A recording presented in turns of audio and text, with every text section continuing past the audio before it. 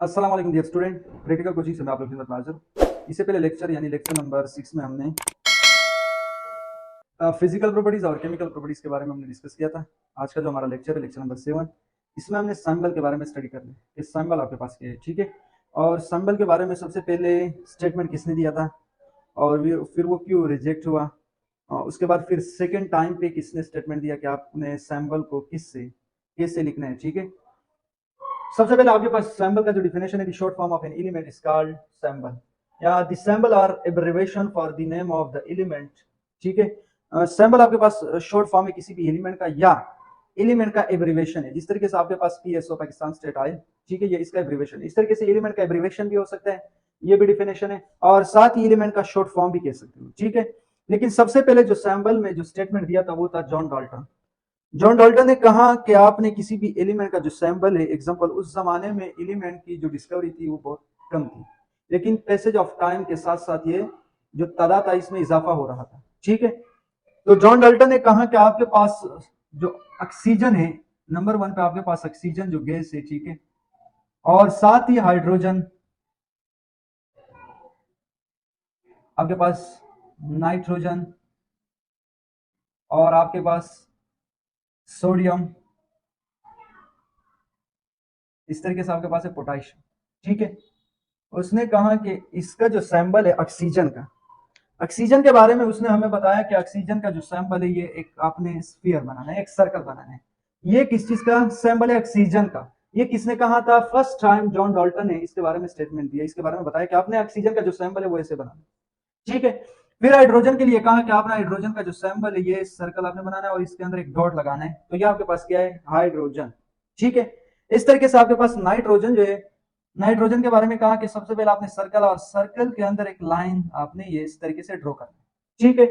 और सोडियम के बारे में इसने कहा कि आपने करना क्या है कि एक सर्कल 2 लाइन, ठीक है। और पोटेशियम के बारे में कहा कि यहाँ पे आपने 3 लाइन।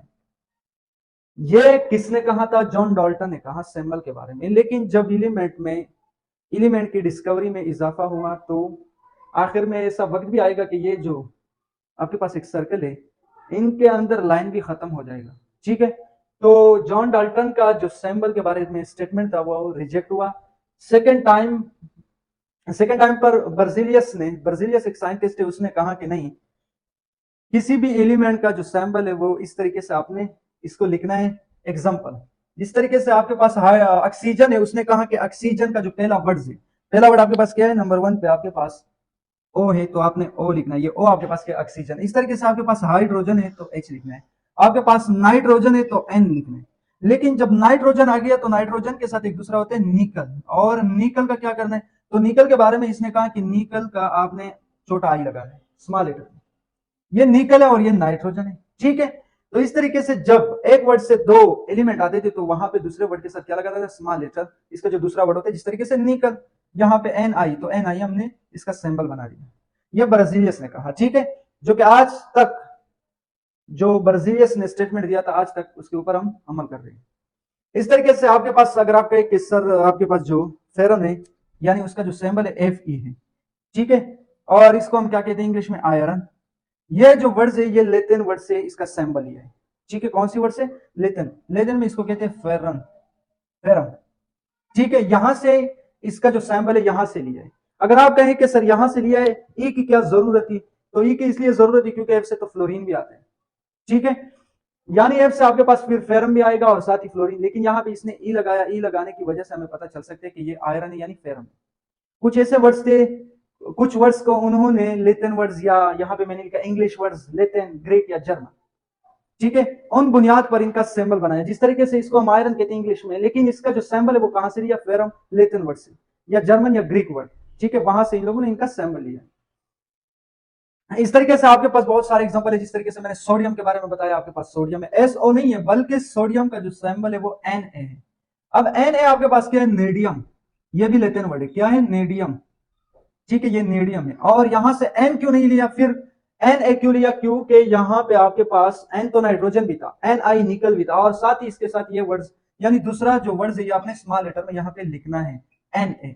तो ये आपके पास सोडियम बना। इस तरीके से आपके पास पोटेशियम, पोटेशियम आपके पास PO नहीं है, बल्कि इसका आपके पास क्या होता है, पोटेशियम का आपके पास K होते हैं।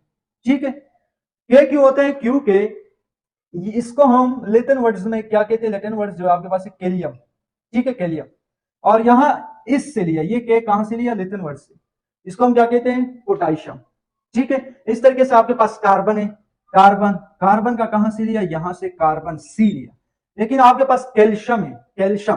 ठीक है, वहां कैल्शियम, कैल्शियम का C जब आपने लिया तो ये कार्बन के साथ मैच हुआ, लेकिन इसके साथ मैंने स्मॉल ए, यानी स्मॉल लेटर में मैंने ए भी इसके साथ लगाया। जब लगाया तो मुझे पता चला कि ये कार्बन नहीं है बल्कि कैल्शियम है। ठीक है, ये था आज का लेक्चर सैंपल के बारे में। उम्मीद है कि ये लेक्चर आपको समझ में आया होगा। लेक्चर समझ आने की सूरत में आपने हमारे यूट्यूब चैनल को सब्सक्राइब करना और साथ ही बेल आइकन को क्लिक करना है। Thank you so much.